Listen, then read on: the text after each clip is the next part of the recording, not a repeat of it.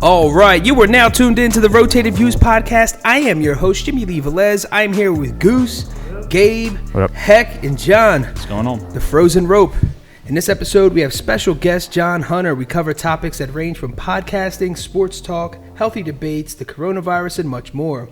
We wrap the episode up with quotes from Ted Williams and Tommy Lasorda. Guys, if you're new, thank you for joining us. Don't forget to download and subscribe. We drop a new episode every Tuesday morning for your listening pleasure. Kicking things off, John, thanks for joining us, man. We appreciate it. Thanks, Jimmy. What's going on? Absolutely. All right, so let's jump right in, man. The Frozen Rope. Let us know who you are and what you do. My name is John Hunter. I am 30 years old from Northeast Philly. I'm a union glazer by day, but I am a podcaster by night. Started a baseball podcast about 3 months ago. During the World Series, I just decided to go for it. I always wanted to do it. Yeah. But it was weird. It was like a couple years. There was like a couple years where I was just telling my brother, like, I want to do this. Like, this is something I want to do. And then, just life happens, or you just, procrastinate on stuff, and it just ended up not happening. Yeah. And I mean, it's kind of crazy because like I'm probably the only person who ever benefited from the pandemic. Yeah. I decided like, all right, well, I have nothing else better to do right now, and I just decided to just buy like all like the microphones. Like I already had headphones and stuff, but like my wife has a MacBook, and I was like, all right, well, why not just get into it and I'll do it. And then the World Series happened, and I was like, you know what, this is when I'm going to start it. Yeah. I was sitting on headphones and stuff for like 2 months before I even recorded an episode, and it was just like, it was crazy, but it's pretty much how it all started. So how did you come up with the name The Frozen Rope? So explain that.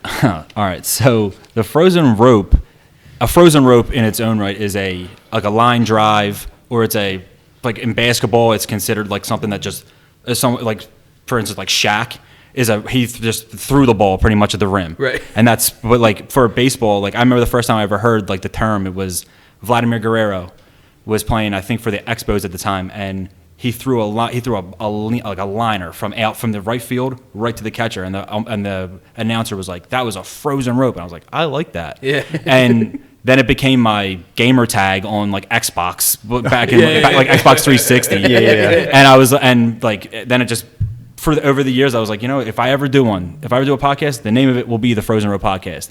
And this has been since I was like, I don't know, maybe like 12, 13, before I even knew what a podcast was, probably. But I was just sitting there like, if I ever do something, the Frozen Rope will be said. Locking that in. I'm locking it in. So that's awesome. Yeah. All right, so explain a little bit about the process, right? 3 months in. Obviously, you had the name since you were 12. Yeah. What about like the logo and things like that? How'd that come about? So the logo was pretty simple. It's the Major League Baseball. I mean, hopefully they don't come after me for infringement or anything. But it's literally just the baseball symbol, the Major League Baseball symbol with headphones on it. And it started off as being red, white, and blue, like the normal one. And then I got affiliated with a media group called The Buzz. And they were just like, we don't want to get hit with infringement stuff. They were like, so what can we do here? And I was like, I mean, you could change the color if you want to, your color scheme. And that's what they did. They changed it to their color scheme. It ended up working out pretty well. They put the Buzz in the headphones, and it was just completely just changed everything about it. So it was pretty cool. That's awesome. So explain a little bit about how you got connected with the Buzz. Okay. So the Buzz, I'm in like this, I'm a nerd when it comes to baseball. So I'm in a sports group, simply just for pretty much baseball. It's called Sports Chat, but it's really not anything. It's just baseball, pretty much. That's what the guys talk about. I don't know why they don't just change it to Baseball Chat, but whatever. So it started off with that, and then there's this guy. Like I was, I told him I made an episode or two, and he's like, let me give it a listen. So he gave it a listen, and he was just like. He's like, me and my buddy just started a media group not too long ago. We were with another group, and some guy went nuts. So they just decided to move on from that, and it ended up being where they just were like, we need a baseball podcast because they have like five podcasts on their thing right now, and before me, and all 5 of them were 4 of them were wrestling podcasts. I don't know why you need that many, but good for them though. Wrestling's huge, man. Wrestling's huge. And there's a guy who's actually from like England who's on there, which is pretty cool. It's pretty cool the way they do it. They're a great group of guys, and it's pretty cool the way that everything. And then there's some random. Then there's I think there's a soccer program too that they're trying to generate right now, trying to get more people to watch. And I don't know if anyone of you guys are into soccer, but if you are, go try that out. Yeah. And then they have different stuff on there, but it was pretty cool the way that it all kind of came about. And then I told them that I write little articles. I've written articles for you guys know the tattoo guy Dunphy. Mm-hmm. So Dunphy is a friend of mine. I've known really? Yeah, I've known him for a long time. Wow. But I went to like high school with him and grade school, I believe, too. And but like I've known him for a long time. Him and this other dude Joe that I'm friends with, they started a podcast and stuff called like Deep Fly, and they do like a bunch of stuff for their own media group. So they asked me like, would you want to write for our so I just was doing like little baseball pieces for the Phillies, and I would just write little things for them, and it ended up being pretty cool. Like it was like a cool experience, like getting myself into that type of realm. Like I always wanted to do something baseball related. I didn't care what it was. Yeah. Like I'm way too small to play, and I'm way too old now to play. Yeah. So it just got past that, and so I kind of looked on the other side, and I don't know. It's just something that I was always into. So it just all worked out well. Yeah. So explain a little bit about so if someone were to download an episode from the Frozen Rope, what can they expect? What some of the topics you hit, things like that. So one thing I'm a Red Sox fan. That's to start off, but I always tell people I'm a baseball fan first, Red Sox fan second. I never really ever wanted to do anything as far as just saying like I want to cover one team. Yeah. Because I'm very diverse when it comes to the sport. I know pretty much. I don't want to brag, but I know a lot. I know pretty much everything, enough to make my own podcast and be confident with the things that I say. Yeah. So I feel as if when you go on there, you'll see someone who's not biased. You'll see somebody who truly cares about the sport, gives a good input on my thoughts and how I look at the game. Yeah. Like I had a guy the other day text me, one of my friends from the union. He was just like, it's crazy. He's like, I feel like I know the game. He's like, but you like know it. Yeah. Mm-hmm. And he's like, it's almost like I give him like a managerial like input. Yeah. Like I've been around it since I was like 9. My dad was a head coach at St. Joe's Prep. He was a great baseball player. I've been around the game my whole life. And then it's just been something that I've always been like in love with. I told my wife, it's unfortunate, you are probably my second love. Baseball will always be my first, and she just tells me she hates me for that. But it's funny. It's just how it's always been. Baseball has always been there. It's just, and so I always wanted to do something with it, and you'll see somebody who just did something with it. Yeah. I think it's important to have that spin on it too, because oh boy, man, there's nothing worse than watching like the hometown commentators talk, and it's almost like they're blind to watching what we're all seeing, and it's the most biased opinions. Nothing against them, but it's just not realistic. It's just not. You're looking at them like, oh my gosh, we're so blind to. There's so many holes in the game, and they're not even pointing those out. Yes. Or you can tell there's locker room issues that they're not talking about. They're avoiding just because they're trying to. And listen, hey, I'm Mr. Positive and motivation, inspiration, but there's also you got to be real. There's some things because we're not perfect, right? Yep. And so I've watched or I've listened to local sports, even high school and college, and it's like we got to get around that. And if you have that outlook or that opinion driving in, of course you love the team, no crap, but it's like we got to be realistic. Yeah, I mean, for instance, the Red Sox sucked last year. Yeah. And I was one of the first people, I would be the first person to tell you, this team is not good. Yeah. But there are guys who would probably sit there, game 1 last year, Red Sox dealt with losing Mookie Betts, losing their manager because of all the controversy. They lost. There was so much turnover and turmoil that went on, but there was probably some dude in Boston who was sitting there going, we could still win the World Series. And you're sitting there like, so you're saying there's a chance. How do you truly believe that? Yeah, you know what I mean? Yeah. I don't think they do. So and here's another example of that. So last year, I told you I was writing little articles for the Phillies. Yeah. So I wrote this article, and it was I wrote 2 of them. I wrote one when I thought the season was going to start in like March, And then I wrote another one back in, I believe the season ended up starting in like June or July. I wrote another one. And my whole thing was, and of course I'm in Philly, so I'm sending this out to my friends, people who are on, Facebook or whatever. And I'm pretty much telling them the Phillies aren't going to be as good as they think they're going to be. Yeah. And you would have thought that I took their dog and put it down in front of them. Yeah. Because they just looked at me and they're like, what do you mean? They got this guy. Like, I'm like, yeah, but they completely forgot that pitching is a part of the game. Yeah. And which, I mean, if everyone watched, that was evident. Yeah. Pitching was terrible. Yeah. It was awful. Yeah. And that's something that they did not see. And they swore to me that they were going to be winning the World Series, or they're at least going. They're going to be there. Yeah. And I'm like, they're not even going to make the playoffs. They're the third or fourth best team in their own division. So, like, you know what I mean? It's but you see that. Yeah. But there's people who don't. Yeah. And that's sad. Yeah. And it sucks. They don't. Just trying to be honest. Yeah, of course. But people don't like that. But if you study it the way it is, you understand the pitfalls of what's actually happening. Yes. And you need a more, like you used to, like you said, you've been in forever, so you have that expertise to understand, okay, yeah. Exactly. I love this team, but, I know it's not the greatest either. Yeah, and that dude Dunphy, like, again, I'm friends with him. And, again, I hurt his feelings. It felt like so much. He went and wrote his own article. It was almost like we were in like an early 2000s like rap diss. Like he came back with his.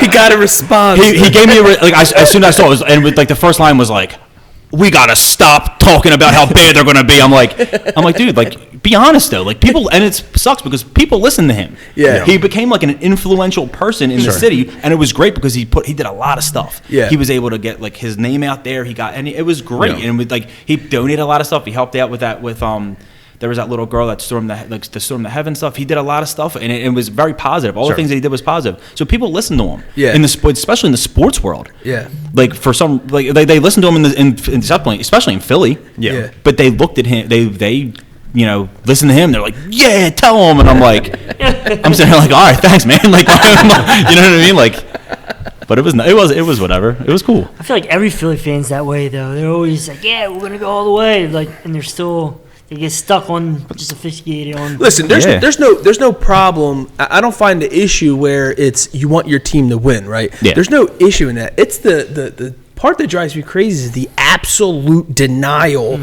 of certain issues or team members, like the blind coaching. fanaticism. Yeah, it's just blind fanaticism. That's exactly what it is. Listen, I've been there, and I was there all year this year with Carson Wentz. Yeah. I was that guy who said, don't take him out. Yeah. But they did. Yeah. It was what it was, and this is where we're at. Yeah.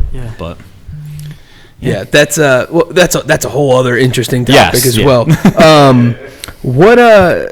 How do you get into so that example that you used with folks who necessarily don't agree with you, they disagree with you, but how does it go from debating and arguing? So I look at it as when you're arguing, I always think of like siblings. For me, it's me and my brothers. For you, it's your brothers, sisters, whatever. It's different when debating is like you have substance behind what you're saying. At least you can go fact for fact. And you're going boom, boom, boom, boom. And it's whoever has the strongest, they always say argument. But I always think of argument. Some dude is, again, stuck on Carson Wentz or stuck on LeBron's the best player in the world that's ever seen, whatever. Whatever the topic is, they're so emotionally attached instead of removing that and just saying facts. Absolutely.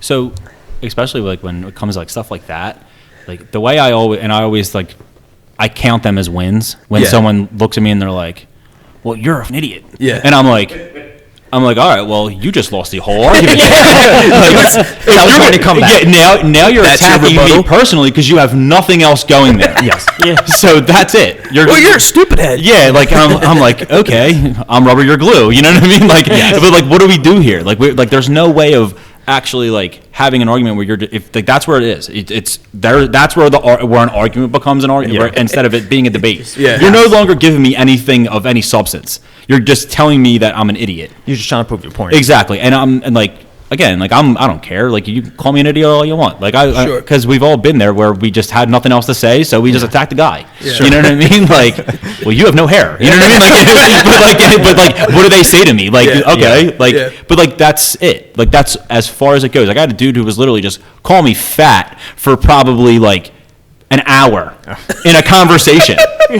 Had nothing else. Yeah. Just started calling me fat, and I was like, I'm like, do I give him my actual measurements, or like, how do I end this conversation here?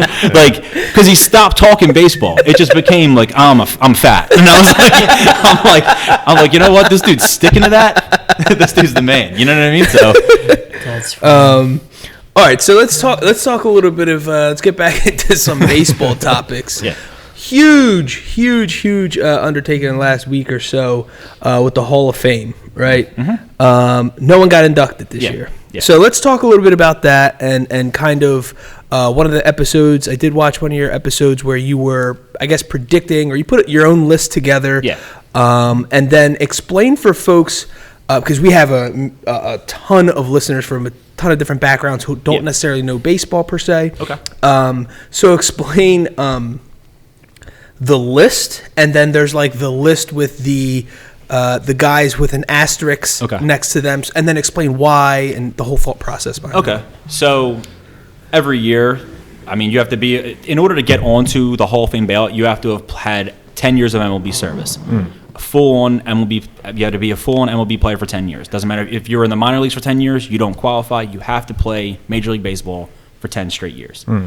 And so there's always a debate when it comes to especially the Hall of Fame with certain guys, why certain players shouldn't be in and why some guys should be. So there's, like Jimmy said, there's a list of, there's the players who people are saying like, these guys are slam dunks because they did it, quote unquote, the right way.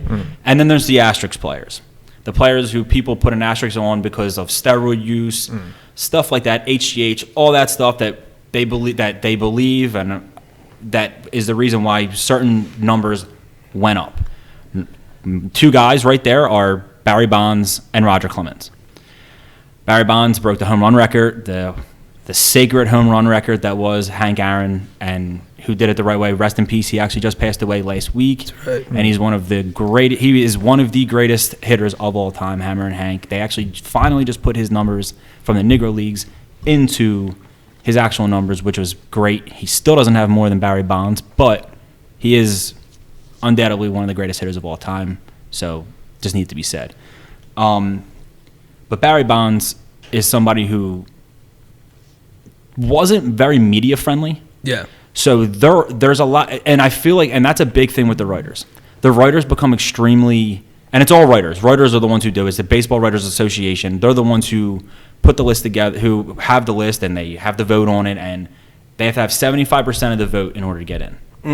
It's probably the only thing in the world where you need 75% to get in anything. You can, if for the election, it could have been 55 to 50, or 55, whatever, to 45, and the other guy would have won. Yeah. Right. The presidential election. Yeah. Right. But for Hall of Fame of Baseball, you need 75% of the vote to get in. There's still guys who were there from like 1975 or 1940 who are still voting, which is ridiculous because they're guys who look at certain things and think they mean more. Yeah. And like Barry Bonds is somebody who I believe should have been a first ballot Hall of Famer. I don't care about steroids. Steroids save baseball. I am one of those guys who will say that, and I stick to it. Them writers had nothing to write about for about 3 years until steroids came around. And they refuse to believe that, and they act as if it didn't happen. Though I actually, in my last podcast I just had, I had this guy, Dave. He actually is a member of the Buzz, and I had him on, and me and him were talking about it. And one of the things that we talked about, and I said to him was, this is going to sound like the worst comparison ever, or you're going to get what I'm saying. You guys wrestling fans? Yeah. You guys know any wrestler? So Chris Benoit. Horrendous human being. Yeah. What he did was absolutely horrendous. Yeah. But what WWE tries to do, they try to put the Men in Black light and act as if you never saw that ever. You never saw him wrestle. He never happened. He was gone. He's gone, and you have no idea that he was even there. That's exactly how the baseball writers like to associate these steroid users. They want them to act as if they were never there. It's a museum. No matter what, the Hall of Fame is a museum. Yeah. It is somewhere. The steroid era happened. Yeah. We all remember it. Yeah. It all happened. It definitely happened, and it was a fun time. Yeah. It was a great time in baseball. Yeah. That 98 baseball that home run chase with McGuire and Sosa is one of the greatest moments in baseball history. Yeah. And it's not debatable. We skyrocketed. The strike in 96 was huge, and it hurt baseball. Then 97 happened. Fans weren't coming back. They had a hard time going back because they felt as if players were greedy, owners were greedy. They're not going to give them their money anymore. Sure. 98, they came right back. Why? Because of steroids. Yeah. But baseball writers would be like, these guys disgraced the game. This guy did that. Stop. Yeah. Stop acting as if baseball is, or as if it's not a museum. Stop acting like as if it's not a museum. People go there. People want to see even the good, the bad, the ugly. You can go in any museum and still see terrible things that have happened. Sure. But it needs to be said that it happened. Yeah. It did. And Barry Bonds and Roger Clemens need this. They're on their 10th year. You're only on there for 10 years. Yeah. This year, next year will be 10 years. Last year, yeah. And it's the last year for them. Yeah. So that's the sad part, is that they've done their time. They've done 9 years of you telling them that they're not. And in the last 2 years, they've stuck to the same amount of votes. They still got 60%. 2 years in a row. 61%. Yeah. It was like some weird. But like they've. To reference back what John said earlier, you need 75%. Yeah. But in any other real true voting, as he said, the presidential debate, you would have won or you would have got in. They would have got in years ago. And there's only ever been one player in Major League Baseball history who has not gotten in and gotten 50% of the vote. And it's kind of crazy that is a thing. You know what I mean? Like it is. Like where one guy has gotten 50 and they were like, yeah, we're just not going to put you in. Do you think it's the same people? Oh, yeah. Same people are saying well, you said there's somebody still there from the 60s. Well, think about this. They've had the same amount of votes the last 2 years. Yeah. So it's the same. It's the same people voting for them, and the same people not voting for them. You know what I mean? So those numbers aren't moving. Do you think they're making it dramatic for the last year? Maybe. I mean, I know Kurt Schilling is. Did you see him say last week? Well, last week he made an announcement that he wants to be taken off the ballot. He doesn't want anything to do with it. So another thing that can happen is if you don't get voted in, there's a committee that can put you in after your 10-year term. Gotcha. So he said, I want them to put me in because the baseball writers don't know anything. So his big thing, the reason why he's having a hard time is because he is a huge, huge Trump supporter. And we are at a point where they are valuing people's public opinion? people's opinions on, like, don't get me wrong, he's not a nice guy. Like the things that he says, he's a bigot. He does a lot of stuff that you want to look at and you're like, come on, dude. Like, you're in your own way now. But the thing with him is, but are you voting on the person they are today or what they did for the sport when they played? And that's the biggest thing. Yeah, he's got still one of the most memorable baseball moments ever. Playing with that bloody with ass the bloody ankle. sock. The bloody sock game is one of the most memorable games. Every time someone says Kurt Schilling, literally that's all I think of. And he went out there. He was a warrior, and he dominated. He did it. But that's something that these writers. And he got 71% of the vote this year. So there was like I think that would be 12 voters who didn't vote for him. And to add on, there was 16 votes that weren't that when they got whoever it was, whatever baseball writer threw in there, that baseball writer just didn't put anybody on there. They believe that nobody deserved to be voted in. So he was like, I think it was something like that. It was 12 votes short, and there were 16 that were turned in blank. So those 16 could have just said one person. You can have up to 10 votes on every Hall of Fame ballot. You have up to 10. This guy said, nah. There were 16 guys who said, nah, no one deserves to be in. There's probably about 5 or 6 legitimate Hall of Famers on that list right now that I know that deserve to be in. But then there's guys that I just like that I voted in. But like, I don't know. It's just one of those things where you're just in a situation like it's hard to I'm not a Hall of Fame voter, but I would be very like avid on saying that there certain guys deserve certain things. And I mean, all right. So in your opinion, how do you weigh when you put your list together? What are some of the things you're taking into consideration? And then also talk about, because I heard you comment on your podcast, the weight you give Golden Gloves versus the weight someone else would give Golden Gloves. So when it comes to me, like I look at I look at the actual numbers. I look at their numbers. I don't look at awards they were given. Awards are voted on. They're not that, which is the same thing as the Hall of Fame. Right. It's a popularity contest. If you don't like this guy, he's not getting voted in. Yeah. So why should I weigh a Gold Glove, a MVP, a Silver Slugger, all those awards that are given by that are voted on by the same people who are saying no to Barry Bonds, Roger Clemens, and Curt Schilling? Why should I weigh so heavy on that? By the way, when those writers were doing like the voting back when Barry Bonds was in, Barry Bonds has 7 MVPs. So he was good enough to get 7 MVPs, but not good enough to get 75% of your vote. Yeah. You know what I mean? It's kind of crazy. It is. So, but Gold Glove, I just feel like Gold Glove just is often given to the wrong people. Yeah. It's like Omar Vizquel. Omar Vizquel has, I think, 12 Gold Gloves, which is great. Yeah. But he got 2 when he was like 40 years old, in his like closer to his 40s. He wasn't that good defensively anymore. Yeah. But he was getting them because he's Omar Vizquel. Yeah. He stopped getting them because he was like there. But there's a lot of guys who should have gotten the award who didn't. So I don't weigh Gold Glove stuff like that. It's kind of hard. Like I'm not a big sabermetric guy. Like I wasn't before. I was a very big purist. I liked average, home run, RBI. I looked at them and I said, that's what makes a good player. I was so wrong on that because over the pandemic, I read a book called Smart Baseball. I really was like, you know what? I want to get into figuring out different stats, why these things mean more to certain people.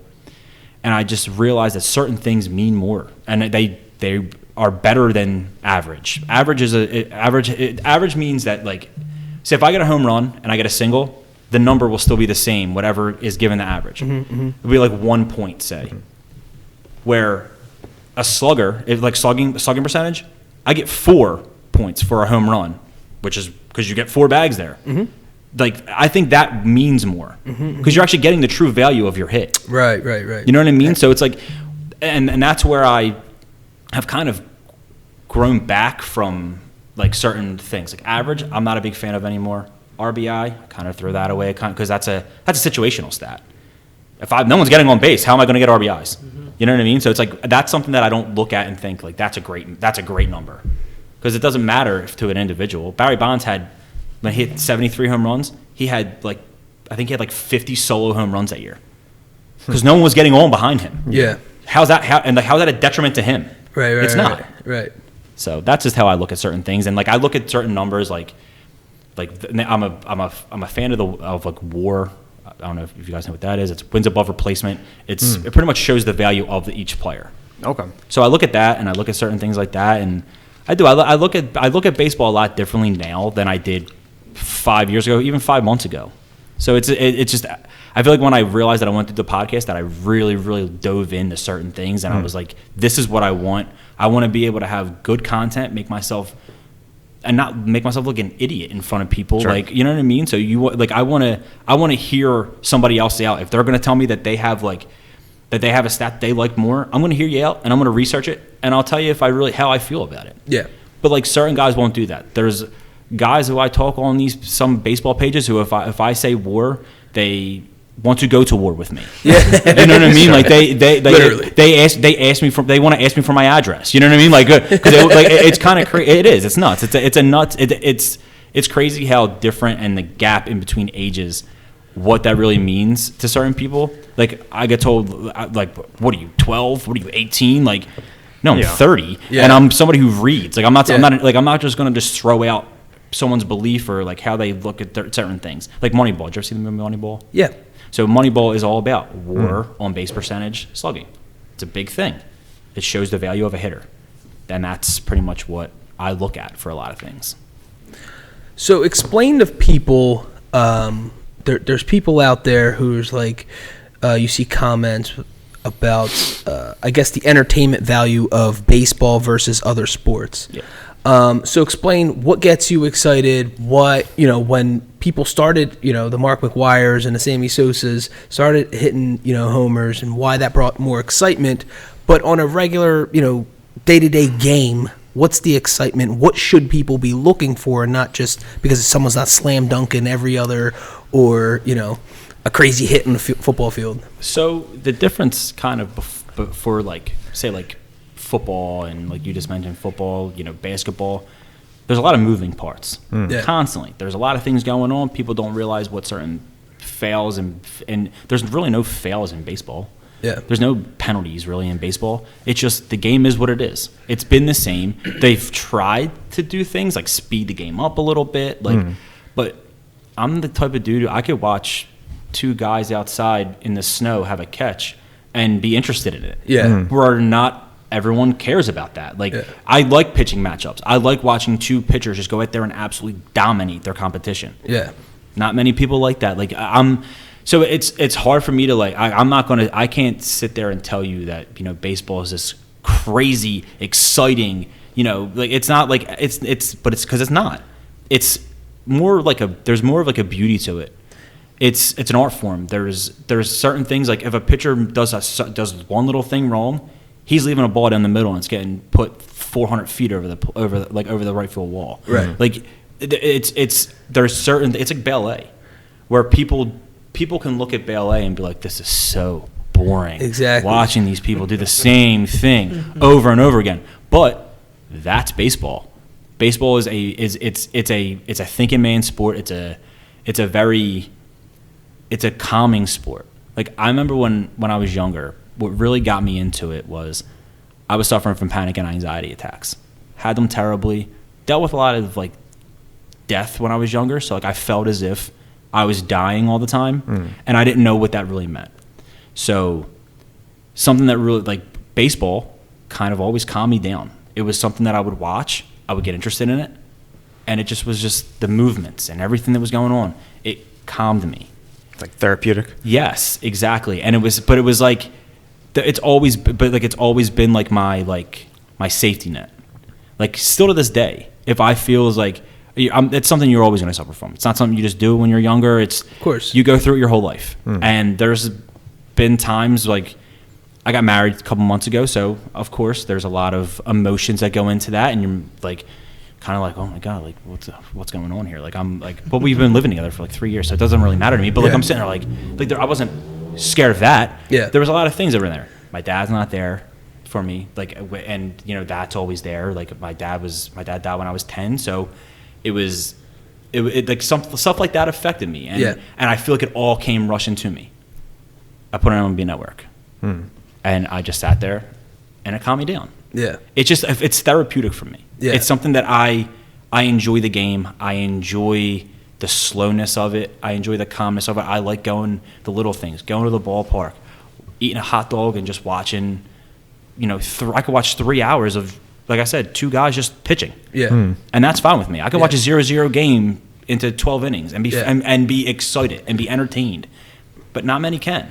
Right. And so I want to go back to something you said with ballet and just something you just said now when you said two pitchers going head to head. Almost it's like a chess game. Yeah. And so I want to point that out.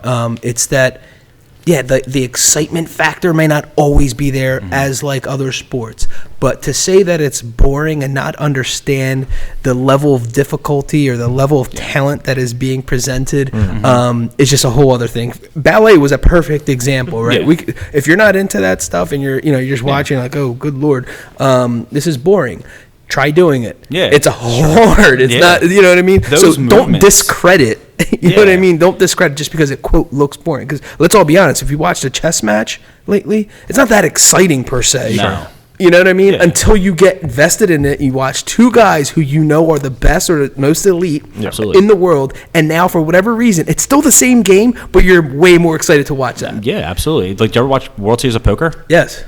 At no point is that fun. But just a smack talking and awkward. It's just two guys who just keep looking at cards and putting them down, and you're just like, but people look at that and they're like, this dude's bluffing. You know what I mean? Like they're so excited about that, but like that's your thing. Yeah, that's your thing, and that's how I look at baseball. Where I'm looking at like he's shaking him off, like the catcher, like he's shaking the catcher off. Yeah, like this is not good. He's got like trust your catcher. Like I'm that guy. Like my wife always looks at me, like will always take pictures of me and send it to like my sisters and stuff, and my mom. And it's me in front of the TV like this, like I'm 5 years old still. Like I'm just like looking. Like I have a 60-inch TV. I have a 60-inch TV where I'm like this.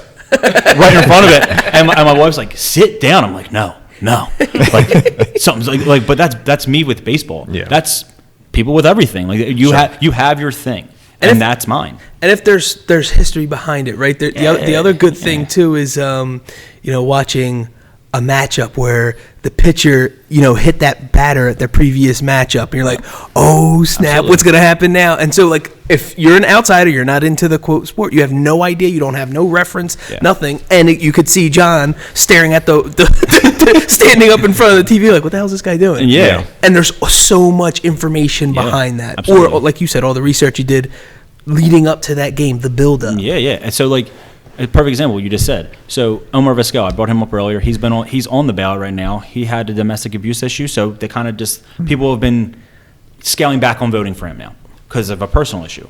So with Omar Vizquel, he wrote a book. In 1997, the Cleveland Indians played the Florida Marlins in the World Series. Jose Mesa, who ended up he pitched for the Phillies for a couple years. It was a closer for the Phillies. He blew the game pretty much. He gave up a walk-off single to Edgar Renteria to end the World Series in '97, and Omar Vizquel wrote a book and blamed Jose Mesa for ruining the game. So Joe Table is what people call him, obviously, because Mesa means table. Yeah. So he's Joe Table. And he said, what I'm going to do is I'm going to hit Omar Vizquel every single time I face him. And he did for about 10 years. Until the league had to step in and go, you got to stop. You're going to kill this guy. Yeah. And every time, literally every single time he faced him, he hit him. And it was because he would never forgive him for doing that. And he told him, I'm never going to forgive you. I will hit you every single time. The league stepped in, said it. He hit him again the next game. He does not care. But I love that. That was like something that was like so interesting to me. Like that was like a 10-year process where just no one said anything. They just allowed him to hit him for 10 years. Like, you know what I mean? Like that's a long time of getting hit by baseballs every year. Like, like given that's a thing that happens in the game anyway. But to know every time you're coming up, this dude's gonna beam me. It sucks. That's gotta be terrible. And what's crazy is it happened like once a year. And Jose Mesa's a closer. He only pitches pretty much one time a game in the ninth inning. So the fact that Omar Vizquel's up so many times in the ninth is kind of devastating to him. Like he's like, why do I have to be up again? But that's one of those examples of how that's something that was always interesting to me. Like I loved those little things like that, and I love watching I love that. It's a great thing in baseball. Yeah, because people talk about there's no action there. They love hockey because there's fights. Yeah, well, when there's fights in baseball, they ridicule it. It's just one of those things. But like I love that. I love that part of baseball. That's what excites me about it. Yeah. So on one of your episodes, you talked a lot about actually previously when we were talking about when we first began, you started talking about pitching and the Phillies. I believe you were talking about the Padres. Yeah. So explain a little bit about who you think this upcoming season. Hopefully, we have something a little bit more normal. Yeah. The sleeper, who you think is coming out of nowhere, who's building the team up right? So there's a couple teams. I mean, number one, like you mentioned, the Padres. The Padres went out there and just traded and signed and just said, we're going to get every type of pitcher out there. We don't care. They went to the Cubs. They got Yu Darvish, who was one of their best pitchers. They went to where else did they go?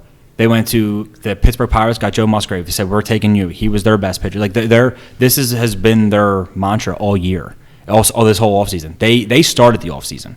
People were waiting. We were all waiting around. There was really nothing to really talk about. Yeah. We were all just watching players just sit there. And then they just went in and just made splashes constantly. They kind of did it a little bit last year. They have Fernando Tatis, who I believe is the next big thing in baseball. He's an energetic kid. Last year he hit a grand slam with the base. The bases were loaded. It was a 3-0 count, and the team they were beating the Rangers by like 8. And he hit a grand slam, no qualms. Didn't want to take the walk. He said, "I'm going to hit this to the moon," and he did. Hit an absolute bomb, and people ridiculed him for it. Yeah, but he's fun. Yeah, he's fun for the game. Mm-hmm. But there's unwritten rules in baseball. Yeah. 3-0 count, don't swing. Right, you have to watch the pitch. If a pitch is down the middle, they also teach you're only going to probably see one good pitch in a bat. Right. So if the one good pitch is 3-0 and it's down the middle, I'm taking a hack. And people hate that. Yeah. And it's crazy to me that they hate that because, like, let the game grow. Yeah. Let the game grow. These kids are fun. They're energetic. Like, you guys people have been looking for a reason to watch baseball again. Here he is. Right, He's right here. Right. And you're telling him that he can't be him. Yeah. Like, how is that fun? Yeah. But, like, so they're one. The Padres are definitely a team that I really, really, really like. And I think that they're going to be something big. The National League needed something because I think everyone was getting tired of watching the Dodgers go to the World Series every year. It's been 3 years. Yeah. Like, it's getting boring. Yeah. Three out of the last 4 years they went. Like, that's boring. And because it was like the Yankees in the 90s, in the 90s. Everyone wanted to see them be beaten. Right. So now the Dodgers got the World Series. Now it's time to move on. Yeah. Let's figure something out now. Like, and it looks like the Padres are trying to. Another team, we'll go to the American League now, the White Sox. The White Sox just decided to just build their team again. Yeah. Which is great. They needed that. The city of Chicago is a great baseball town. It was starving for something more after 2016 when the Cubs won the World Series finally. Yeah. And it's been kind of bland there ever since. But now they have Tim Anderson. They have a lot of good players like that, and they're building. They're another team that's really, really on the rise. And they brought back Tony La Russa, which is mind-blowing to me. He's 75 years old, and he's got a drinking problem still. He just had a DUI like 3 months ago. So it's like get him out of here. But there were so many other managers that were better than him. But like that's besides the point. But it's just there's just certain things like that just there's teams like that I'm really, really interested in. And I think they're going to be two teams to really watch out for this year. Who growing up? Who was your idol in baseball, so to speak? My idol in baseball. So or favorite player? So maybe. I had three really, Yeah. and it was different times in my life. When I was really young, it was Scott Rowland. Classic. He was here, Yeah. and it was something that I really. He was a great player, great defensive player. Another guy that I voted for, if I would have voted for if he was, since he was on the ballot this year. He got a huge amount of votes this year, and he deserves it. He's one of the best defensive third basemen ever, and one of the best offensive third basemen ever. He deserves it. Another one was Albert Pujols.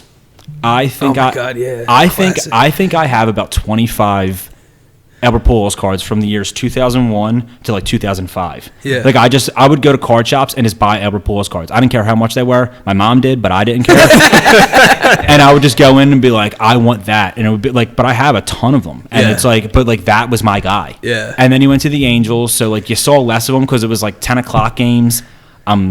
Like, you know, so it was kind of hard to watch them and stay up as I got older with it. So, but a guy who I actually just wrote an article yesterday about him, Dustin Pedroia.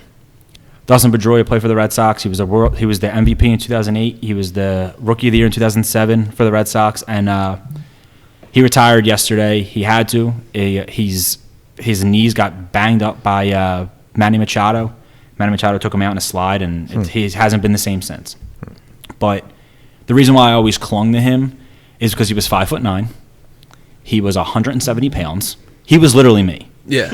You know what I mean? Yeah. So that was my thing. I was this guy looks just like me. Yeah. So, and I clung to him, but he showed that baseball doesn't have a size. Yeah. You can be successful in the game no matter what size you are. And that's another thing that's great about baseball that doesn't get shown in other sports. If I'm 5'9" in basketball, I'm getting dominated. Yeah. The shortest guy is probably like 6'4" in the NBA right now. I would get torched. Yeah. Like this isn't the days of Muggsy Bogues. Like these are like I'm getting lit up. Yeah. Like football, 5'9", I have a shot. If I'm not fast, I'm terrible. Yeah. You know what I mean? But like baseball, you can be slow and whatever, and you still have a great shot. And Dustin Pedroia showed that. Yeah. And that's something that I really idolized as I got older, and I thought that was really cool. Like it gave me different perspective, more not even just on baseball, but on like life. Like you can pretty much do whatever you want. It doesn't like your size doesn't like it doesn't mean that doesn't crutch you. It doesn't make you anything less than what you are, and that's what he showed. So I like that. So it's something I always liked about him.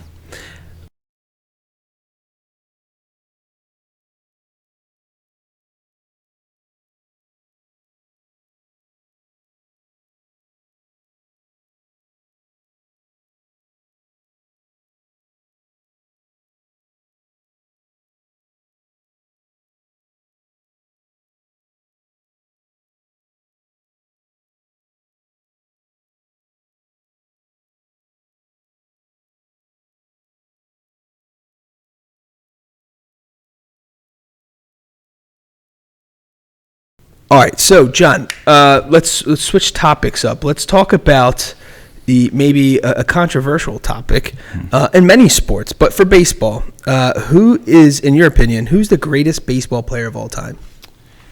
So, I mean, like you said, it's going to be definitely controversial. Of course. I mean, people don't look at certain guys, and like Babe Ruth is always going to be somebody that people look at and go, he's the greatest player. I'm of going all with time. Manny Trio. He's the he's the greatest player of all time. You know what I mean? Like they'll look at him like there's no debate. Babe Ruth pitched, he hit, he had the home run record, all that stuff. For that era, let's all be honest, that's pretty incredible. 100%, because it was a dead ball. It was very dead ball era. The next closest guy, I think, to him, like every year, had like 7 home runs. Like it wasn't a big time for home runs. Right.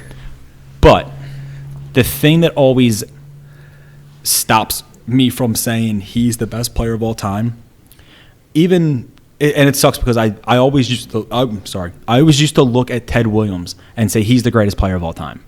A lot of people do. I think it was my Red Sox bias that used to say it a lot.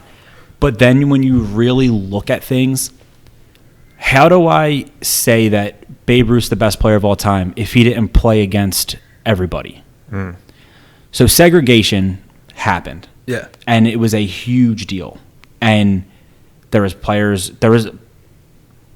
instance, Barry, look at the top of the home run total. There's Babe Ruth. I mean, they're not Babe Ruth. There's Hank Aaron and there's Barry Bonds. That never would have happened had segregation not happened. Right. Do I think either of them are the greatest player of all time? No, I don't. I think Barry Bonds is very close, but I think his godfather is the greatest player of all time, Willie Mays. Willie Mays did it all. Willie Mays was the first ever 5-tool player. That guy could hit, run, catch, throw. He did it all. He hit for power. In my opinion, Willie Mays is hands down the greatest player to ever live. But he doesn't get nearly as much love as the other ones do, which is crazy. He still hit 600 home runs. He was a beast. He played against everybody. He didn't have to. There was no segregation. He played against whites, blacks, Puerto Rican, like any type of. Like, he played against everybody, and that's where my cutoff always is. 1949 is my cutoff. Yeah. If you play before then, unfortunately, you don't make the cut. Which is where Ted Williams, some of the guys that people say are the greatest players of all time, that's where they all played. Right. But I don't believe that. I think guys like Babe Ruth. I think guys like Barry Bonds. I think guys like Willie Mays. I think guys like that were better than them. Where do you rank Mickey Morandini? Yeah. Number 8 in your programs, number 1 in your heart. That's where I rank. All right. So, any closing topics you want to mention about baseball or anything to look forward to? Any predictions you want to make? The Red Sox are going to win the World Series this year. No. No. I mean, it's just we're getting to, like I said, like kind of going back to what I was saying about Fernando Tatis. There's a lot of young players in baseball that are making the sport exciting again, and we're getting back to that. And we have one guy that I didn't even mention, who is by far the best player in the game. There's 2 of them who I think are just ridiculous, and people need to be watching them. Mookie Betts for the Dodgers, former Red Sox, but the kid he's a stud, absolute stud, and he deserves to be watched. He is going to be up there with some of the greats.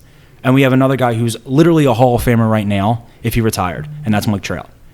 Mike Trout is an absolute beast. Yeah. And he gets no love because he plays with the Angels, and it's a shame. It really is. Yeah. It's a shame, and I hate that he gets kind of like he doesn't get enough. Baseball's biggest problem is they don't promote good enough. They have I feel like they're what kind of team would that be? Like they just have a hard time promoting. They're not good at like pushing the game, and I feel like they try to, but they do it with the wrong guys. Push your best players. Yeah. Don't push a guy because, like, for instance, Aaron Judge. They push him like no. They try to. He's in Subway sandwich commercials, all that cool stuff. Yeah. Like that's cool, but like he's not the guy like you push. He's not the best player in baseball. Yeah. Push the best player. Like they used to push Ken Griffey Jr. down our throats in the 90s. Yeah. Do that with Mike Trout. Yeah. Do that with Mookie Betts. Do that with Fernando Tatis. Make sure these guys get exposure because the game is fun again. Yeah. And it's getting better than it's ever been. Yeah. The talent level in Major League Baseball is probably the best I've ever seen. And I lived through the steroid era when they were taking stuff to make themselves better. Mm. And these guys I think are better than them. Mm.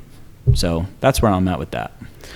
All right, so what's your vision for 2021 and the Frozen Rope podcast? So with 2021, I would like to get better guests on there. I would like to get guys who for instance, next week I'm going to have the guy from Barstool on there, Steve Perrault. He runs the #1 Red Sox podcast in the United States right now. He's an absolute beast when it comes to the podcast world, especially in baseball. He gets a lot of exposure, and the fact that he's with Barstool is showing that. Like he's with a pretty big company right there, and that does pretty well. So I mean, it's something that I want to get forward in, and it's the one thing that I definitely would love to do, like even further down, not even just 2021, future. Big thing that I would want to do in this is I would love to go to the winter meetings. And be like a media guy with the winter meetings, do interviews, stuff like that. I love this type of stuff. I love to be able to talk because I talk to anybody. I can talk to a wall about baseball. Yeah. But like being able to talk to guys at like agents, getting inside information, stuff like that. I love that. And I would sit home and watch the winter meetings when I was little. And I don't know if anyone doesn't know what the winter meetings are. It's where all the owners, all the GMs, all stuff like that go. And trades happen, signings happen because everyone's in one area. Yeah. They're all in Arizona. They're all under the same roof. They're all there, and that's something that I would love to do. And I think that's something that really excites me, and something that I'm going to definitely be trying to push, like the buzz and stuff like that. See if like maybe we can get further with that, and be able to maybe get something like that going. Yeah. That's awesome. Yeah. So one last thing, we have a lot of younger folks listening, or maybe just folks who are kind of in your position 3 months ago. Like, I got to start this. I want to. So what's your advice to anyone looking to start a podcast, or just kind of sitting on their hands waiting for something magical to happen? Do it. Yeah. Yeah. I mean, that's not, the number one thing is just want to do it. If you want to do it and it's a thought in your head, go for it. And when you do it, make sure that if anyone goes back and listens to my first like 2 podcasts, 2 or 3, it's this terrible sound that I put in the beginning of it to make it like some type of intro.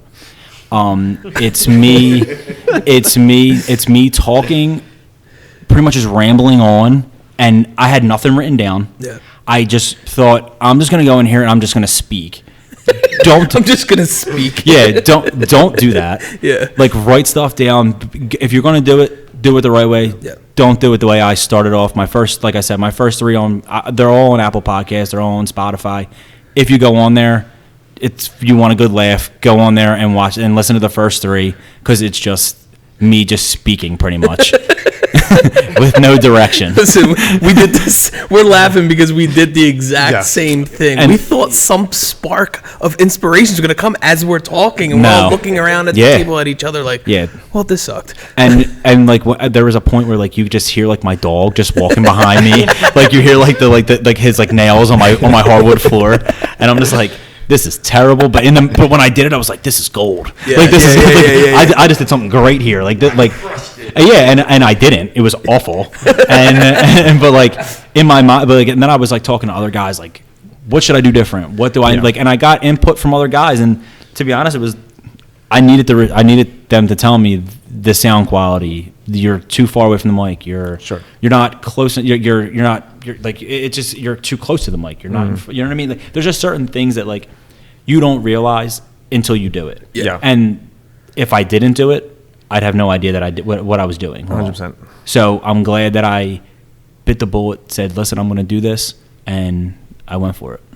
Well said. So anyone who's trying to follow you and or the podcast, what are your handles and any shout outs? So I'm on Twitter, The Frozen Rope. It's just The Frozen Rope Pod. That's just one, at The Frozen Rope Pod _. Then I have my actual Twitter, which is at Frozen Rope, which, as you can tell, I'm just not that witty to come up with anything else. And then I got I have a group on Facebook, Frozen Rope Podcast. I'm just gonna keep saying it. Yeah. Then I got I'm with the Buzz. Go follow the Buzz as well. The Buzz have a lot of good podcasts. They have a lot of good articles. They have a website that you can go on to. You see my article that I just wrote yesterday about Dustin Pedroia called Dear Dustin. You have wrestling podcasts. You have regular just sports podcasts. There's so much going on there, and there's a lot of just good stuff, good guys going on there. So just go follow the Buzz. They're all just good people, and that's pretty much it. Awesome. All right, so there you have it. We'd like to wrap things up with quotes, and the first one is by Tommy Lasorda. There are 3 types of baseball players: those who make it happen, those who watch it happen, and those who wonder what happens. Second one by Ted Williams. Baseball gives every American boy a chance to excel, not just to be as good as someone else, but to be better than someone else. This is the nature of man and the name of the game. The Frozen Rope. In this episode, we have special guest John Hunter. We cover topics that range from podcasting, sports talk, healthy debates, the coronavirus, and much more. We wrap the episode up with quotes from Ted Williams and Tommy Lasorda. Awesome. Guys, thanks again for joining us. The Rotated Views podcast was produced for self-development purposes. Huge shout out to our sponsors. This episode is brought to you by the Blessed Lifestyle brand. That is BL3SSED.com. Also sponsored by The Motivation Files Unleashed. This motivational mixtape will be your fuel for success. Available on all platforms. Guys, don't forget to visit the website, JimmyleeVelez.com. Follow us on Facebook and Instagram at Rotated Views. If you have any inquiries or questions, email us at info@JimmyleeVelez.com. On behalf of myself and the rest of the crew, we wish you massive success. Stay blessed.